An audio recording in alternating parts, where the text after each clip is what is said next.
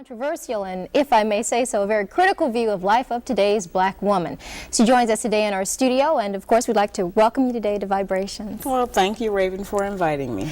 Basically, it's your premise that the black woman is out of sync with the natural order of things. Can you explain that? Well, it's a very sensitive subject, and certainly I believe that I have tried to approach it from a very sensitive angle. What I have actually said is that the black woman's disrespect and rebellion against the leadership and the authority of the black man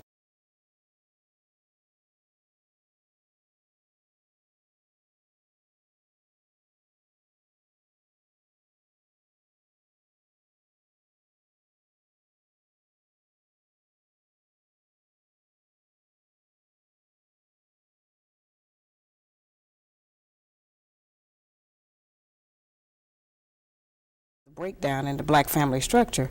It's not an attack on us as black women.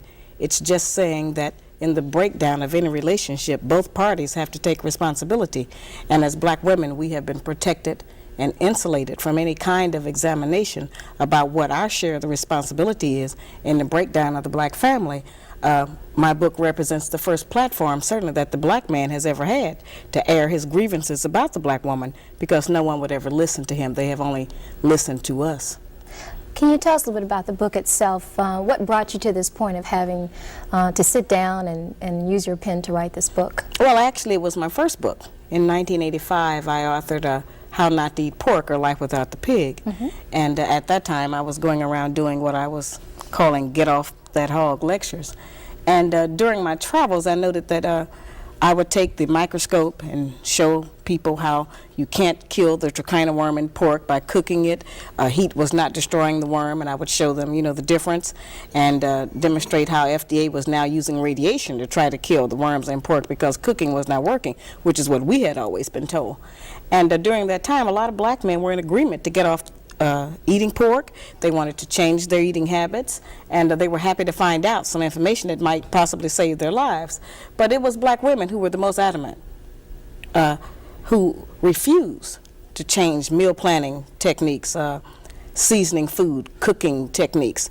And so I said, it's interesting. I said, if we are refusing to provide the black man with the proper physical food when we know that food is what sustains life, then what else are we withholding from him?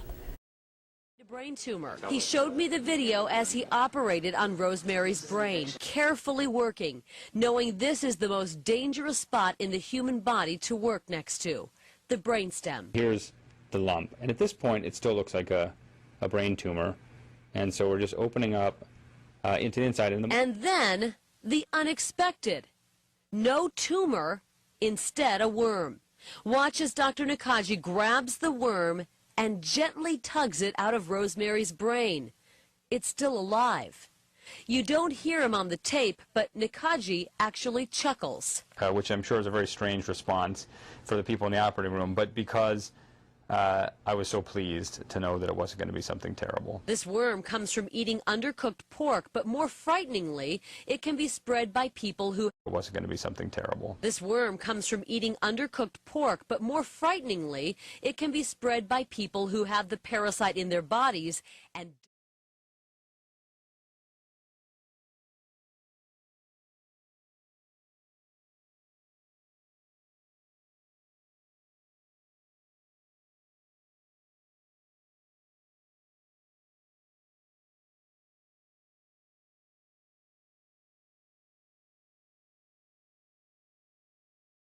Of them are true, but I wanted to find out what happens before he gets to that point. What leads up to the breakdown? We've never gone back to try to find out what happens in the relationship between the black man and a black woman that makes him go off and do all of these bad things. To assume that this is just normal, natural behavior for black men would be to assume that he is naturally bad. And I do not believe that the man that God gave to us as a mate is a naturally bad person. And so I wanted to try to examine what goes on with him. What's his side of the story? Did a black man ask you to write this book? Oh, no, certainly not. I think they were just as surprised as black women.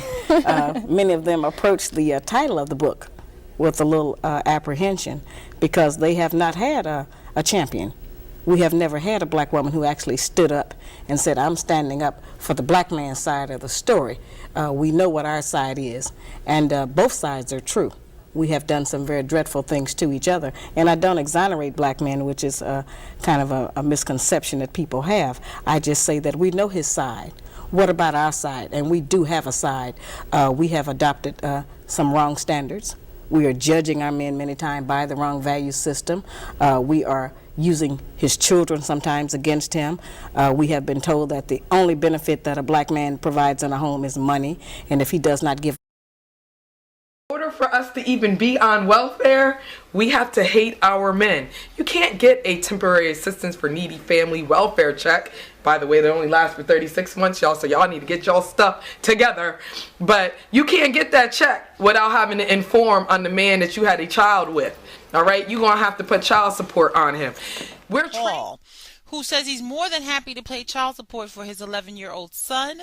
However, this man was recently sentenced to 6 months in jail, not only paying his outstanding child support, but also accused by the judge in this case of seeing his child too much and not adhering to the court-appointed times for when he was supposed to see his son.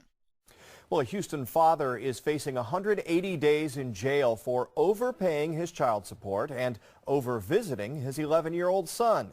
His attorney and a community activist are now demanding answers. Randy Wallace joins us live with a story you'll see only on Fox. Adhering to the court-appointed times for when he was supposed to see his son.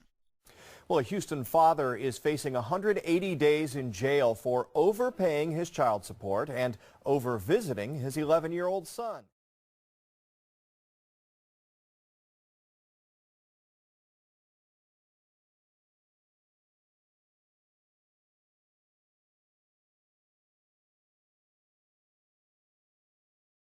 Of those kinds of financial provisions that he has no value.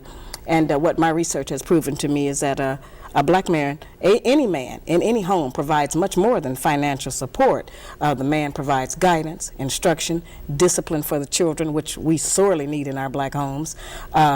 He provides gratification, fulfillment, protection. I mean, there's so many other values, and these values are the ones that are missing in our children today, which is why many black children are in the street, out of control themselves, disrespectful, don't have any regard for anyone.